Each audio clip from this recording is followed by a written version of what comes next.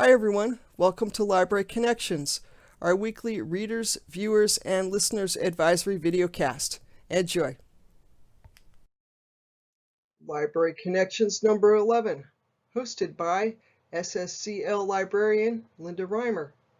This videocast is being recorded on Thursday, July 16th, 2020. Kicking things off this week as usual, we're going to go over the top 5 fiction bestsellers of the week from the New York Times. At number 1, The Vanishing Half by Britt Bennett. The lives of twin sisters who run away from a southern black community at age 16 diverge as one returns and the other takes on a different racial identity, but their fates intertwine. At number 2, 28 Summers by Ellen Hilderbrand. A relationship that started in 1993 between Mallory Blessing and Jake McLeod comes to light while she is on her deathbed and his wife runs for president. Where the Crawdads Sing by Delia Owens. In a quiet town on the North Carolina coast, back in 1969, a young woman who survived alone in the marsh becomes a murder suspect. At number 4, Desolation Road by Christine Feehan. The 4th book in the Torpedo Link series. A biker wants to know what a local librarian is hiding. Okay, that one sounds good to me. Anything about librarians, but I digress. At number 5, The Guest List by Lucy Foley. A wedding between a TV star and a magazine publisher on an island off the coast of Ireland turns deadly. Moving right along to the top 5 nonfiction bestsellers for this week. At number 1, The Room Where It Happened by John Bolton. The former National Security Advisor gives his account of the 17 months he spent working for President Trump.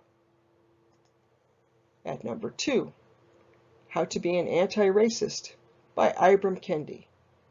A primer for creating a more just and equitable society through identifying and opposing racism. At number 3, White Fragility by Robin DiAngelo. Historical and cultural analysis on what causes defensive moves by white people and how this inhibits cross-racial dialogue. At number 4, Alexander Hamilton by Ron Chernow. A biography of the first Treasury Secretary, the basis of the Tony Award-winning Broadway musical. And at number 5, Me and White Supremacy by Layla Said. Ways to understand and possibly counteract white privilege. Moving on to our recommended reads for the week. The first is The Order by Daniel Silva. Gabriel Alon's professional life has two sides. He is both an art restorer and a professional spy.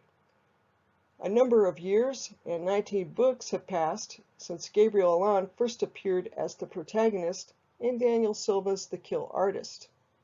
Gabriel, a member of the Israeli intelligence community, has traveled a long road since then and has even married and started to raise a family. With this backdrop, the book opens with Gabriel and his family on vacation in Venice. It is late in the evening, and his wife is reading with the TV muted in the background, when a news flash alerts the world that Pope Paul VII has died. Shortly thereafter, Gabriel is contacted by the late Pope's private secretary, Archbishop Luigi Donetti, who has reason to believe that the Pope didn't die of a heart attack as reported, but instead was murdered. At Donetti's request, Gabriel begins to investigate and finds that the late Pope wrote him a personal letter about a mysterious book he found in the Vatican archives just hours before he died, and the plot thickens and begins to unfold. That sounds exciting. Definitely on my to-read list. And our second recommended read of the week is a book that actually came out Tuesday, and I have already read it. I had a reading afternoon Tuesday and read this from cover to cover. It's the new Jim Butcher book. It's called Peace Talks. Jim Butcher hasn't published a new book in the Dresden Files series since 2014, but this year fans get treated to two: Peace Talks, which just came out, and Battlegrounds, which is coming out in September. Peace Talks opens with our favorite wizard Harry Dresden being assigned to security detail for a peace conference that's being attended by representatives of all the most powerful supernatural creatures on Earth. Harry's grandfather and senior white council member Ebenezer McCoy drops by his apartment to warn him that seeing how Harry is now the White Knight for Mab, the Fairy Queen of Air and Darkness, the Wizarding White Council is less thrilled with him than usual. And trust me, that is saying something. And then Harry's life, as it tends to, gets even more complicated when his half-brother Thomas tries to assassinate one of the delegates. Thomas is arrested, and Harry, with help from his friend Karen Murphy, a human detective, and Laura Wraith, Thomas's half-sister from the other and vampire side of the family, must find a way to save Thomas, appease the White Council and Queen Mab, while also making sure the peace conference continues and that all his loved ones remain safe. And wow, Harry has his work cut out for him. And I will say, having read this from cover to cover, that there are some loose endings for this book, and I think that's why the author, Jim Butcher, has another book coming out in September, because it's two parts to a larger story. But very exciting. I greatly enjoyed it, and I do recommend it. And moving along to our audiobooks for the week. Our first audiobook recommendation is Lou Gehrig, The Lost Memoir, written by Alan Gaff and read by Angelo Di Loreto. Lou Gehrig, one of the best players in baseball history, actually wrote an autobiography in 1927 when he was only 24 years old. Gehrig was then in the midst of a legendary season, playing for the Yankees, who won the World Series that year. And he worked with sports agent Christy Walsh to tell his story in his own words. Gehrig grew up poor in New York City and rose to the highest level of baseball stardom, and of course that's the Cliff Notes version. There's more in the columns. And you did hear me say columns, so I'm digressing again. Let me jump back in here. As Gehrig's story was relayed, just a little bit at a time, it was relayed in syndicated newspaper sports columns across the country. And after the 1927 season, the sports column story was largely forgotten. There have been other biographies written about the great Lou Gehrig, of course, and his career went on for another 13 years until its tragic end. But it is great fun to read the story of the young Lou Gehrig, who was at the height of his baseball-playing powers in 1927, from the horse's mouth itself, or in the case of Lou Gehrig, the Iron Horse's mouth, as of course that was his nickname. Moving on to our second audiobook recommendation of the week. It's 21 Days by Anne Perry. The novel opens in 1910 and introduces Daniel Pitt, son of Sir Thomas and Charlotte Pitt, the protagonists of Perry's long-running Thomas and Charlotte Pitt mystery series. Daniel is a new barrister and is in the midst of trying a case when he is called to the Old Bailey to assist his friend Toby Kittredge in defending renowned biographer Russell Graves. It seems Graves has been charged with the ghastly murder of his wife. Unfortunately, despite their best efforts, the jury delivers a guilty verdict, and an angry Graves insists he has been framed and threatens to reveal all the dirty secrets he says he knows about famous personages of the day. He demands Kittredge work on an appeal and that Daniel find the evidence to reverse his conviction. And they have just 21 days to achieve the required result before Graves' sentence is carried out and he hangs.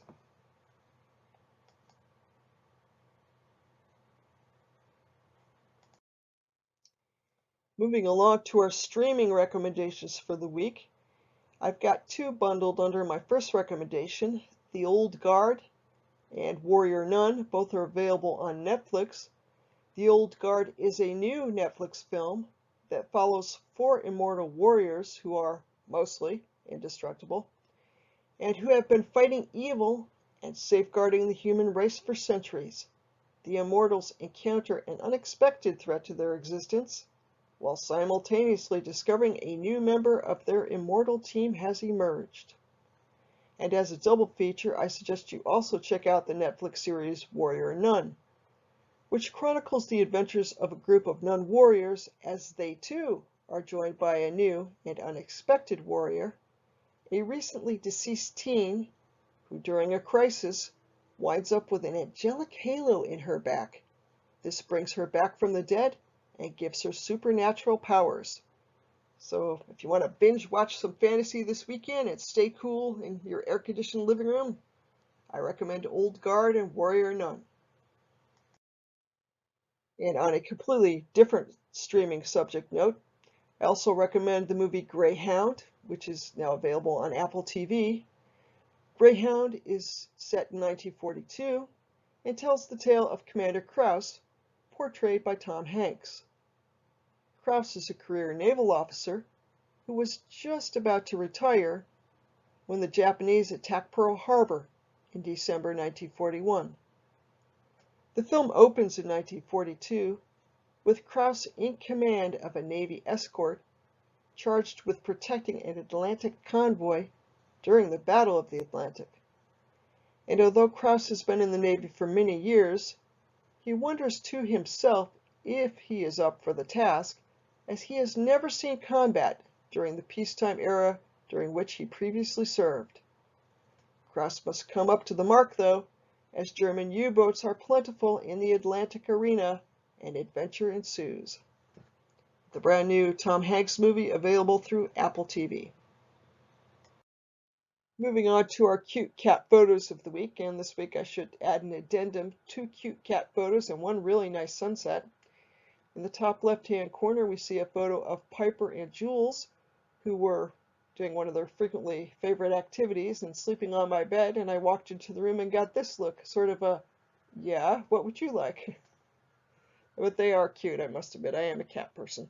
Top right-hand corner shows Winston, and the way he sleeps there, boy, I wish I were that flexible. He's sleeping on one of my pillows, which I guess goes to show that I should also completely make my bed every morning, or I might have a cat sleeping on my pillow. And the photo at the bottom of the screen was taken from just outside Community Bank on the Cutler side of the building, facing northwards towards the Sugar Creek Plaza there, which you can kind of see part of in the right-hand corner of the photo, towards Fast Track, and I just thought that was a really nice sunset. If you have questions about this weekly video cast, please send me an email. My email address is reimerl@stls.org. Again, that's reimerl@stls.org, and I'll get back to you. Library resources you can access from home. This is a review for people that have seen this video cast before, but just to let people know, the information can be found on our website. The digital catalog, which is where you can go to download ebooks and audiobooks to your computer or just search the catalog. And yes, there is an app for that. Actually, there are 2, Libby and Overdrive. And on the bottom right-hand corner, we see the Reference Desk Online, which is a form that you could fill out to ask a reference question. You can also now call us at the library. The annex is open for calls and appointments at area code 607-936-3713. And library resources you can access from homepage 2. These are the library's blogs. We have an adult book club, which basically just means it's a book club for adults as compared to kids. We have a local history blog, Corning New York History. Creation Stationery, which is our Makerspace blog. Story Musings, which is a terrific blog hosted by the library's resident author and head of adult services, Michelle Wells. And Tech and Book Talk, which offers tips about technology and also books you might like to read, sort of like this video cast. Social media, just a weekly reminder, you can connect with the library and post questions via social media. The library has pages on Facebook, Twitter, YouTube, and Instagram. In relation, each video in this series is available on demand via the library's YouTube page after it has first aired on Facebook Live. Quick page of references here if you'd like to read more about some of the streaming videos that were incorporated into this videocast. And moving right along to the Tech Tip of the Week. Welcome to the Tech Tip of the Week. I'm going to talk about RB Digital today. I've discussed that before, but there are many more holdings available through RB Digital now. RB Digital, if you go to Catalogs and then down to RB Digital, these are the on-demand magazines available for the Southern Tier Library System member libraries and their patrons. And why I want to bring this up again is to alert you to the fact that the RB Digital Company has merged with the Overdrive Company. The Overdrive Company, that's the group that gives the ebooks and audiobooks. It's a platform, Overdrive. But if you go to our website, ssclibrary.org, and then on catalogs there where I clicked on RB Digital instead, click Digital Catalog, here are the ebooks and audiobooks you can check out through the system.